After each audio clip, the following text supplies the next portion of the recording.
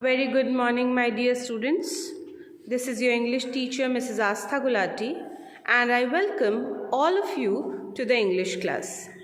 Today, children, we are going to continue with the chapter Phrases and Clauses, and this is the video number 2. So, what are clauses, children? A clause is a group of words that has both a subject and a predicate. Unlike children, phrases, I told you, the phrases did not have either a subject or a verb. But here, in clauses, children, you will get both the subject and the predicate. Means the subject also, the verb also. Like here, children, you can see, he draws picture like full stop. I like pastries. Here you can see he is the subject and draws picture is the predicate. I is the subject, like pastries is the predicate. Like here, children, unlike the phrases gave you incomplete meaning. The phrases gave you incomplete meaning, but the clauses gives you a complete meaning. If it is a small sentence also like this, and it has a subject and a predicate, it is a clause. And one more thing, children. A clause can be a sentence or a part of the sentence as well. Let's see how. If you see, children, we left the hotel early. It was far away from the airport. Here we have a longer sentence. But here we have two clauses, children. The first clause, we left the hotel early. Here in the first clause you can see, we is the subject, left the hotel early will be the predicate. And same, as it was far away from the airport, it is the second clause. But children, in this sort of a sentence, the first clause is independent clause, and in the second clause, like starting from as it was far away from the airport, is dependent clause. This is independent and this is dependent. Why, children? Because it was far away from the airport, this sentence is depending on the first sentence. Okay, the first part. We left the hotel early. It is as it was far away from the airport. This sentence is depending on the first sentence. That is why the first sentence, we left the hotel early, the first part of the sentence is independent, and the second clause, as it was far away from the airport, is dependent on the first one. So it is dependent clause. This next sentence, children, here we have another longer sentence. In this long sentence, we also have two clauses. The first clause, they were extremely tired. Here, they is the subject, were extremely tired is the predicate. And another dependent clause, as they had trekked for hours. They is the subject and had trekked for hours is the predicate here. But children, like these sort of words like as, because, which are joining the two clauses, the second part beginning from as, because, but, whatever the joining word is, you have to underline from there as the dependent clause.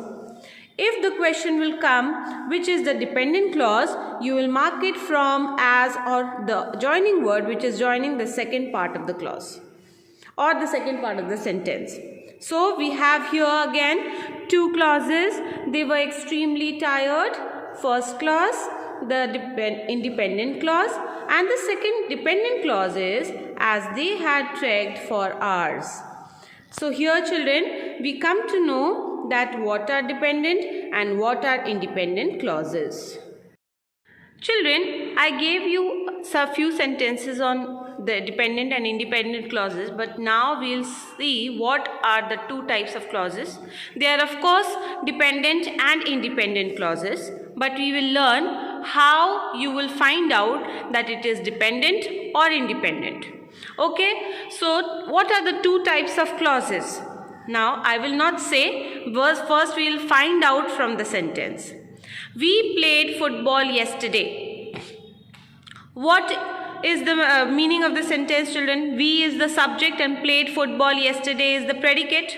But here this sentence does not need any other support from any other sentence to make the meaning clear or complete. So this group of words expresses a complete thought and can stand alone as a sentence. It is an independent clause. The sentences which does not need any support from other sentences to be complete are called independent clauses. Now the second one, focus on the second one, children. Because it was a holiday. Though, children, it is the subject, was a holiday is a predicate, but this sentence needs another sentence to make the meaning more clear. So these clauses expresses a thought that it needs a main clause to complete the meaning. Means we played football yesterday because it was a holiday. So we played football yesterday will be the main clause of the second sentence. So because it was a holiday needs one main clause. This is the main clause. The independent clauses are also called the main clause. And the second sentence, because it was a holiday, the dependent clauses are also called subordinate clause. So two types of clauses we have. Children, what did we learn? We learned that the main clause, also called the independent clause, and the subordinate clause, also called the dependent clause, are the two types of clauses. And the main clause, the independent clause, does not need any support from any other sentence or any other clause, but the subordinate clause or the dependent clause needs a support of the main clause to complete its meaning. Here, children, you can see it is a sentence. I played football and my brother read a book. Here, children, both are individual or independent clauses. Independent how, children? I is the subject, played football is the predicate, and the next one which I underlined is my brother read a book. So here you can see I played football is also a complete sentence and does not need any support from any other sentence, and my brother read a book is also an independent clause and does not need the support of the first clause, mean the main clause. So both are main clauses, but how will we join any two main clauses? The two clauses, main clauses, can be joined with the conjunction and. Okay, so we can use conjunctions to combine and form two independent clauses. Okay, so children, here we come to the end of our video. I hope you all understood what are phrases and clauses, and in the third video I am going to post all the textual answers, questions, exercises I am going to do. Please take out your books and start doing it in your books itself and write all the answers, and all the best for your exams.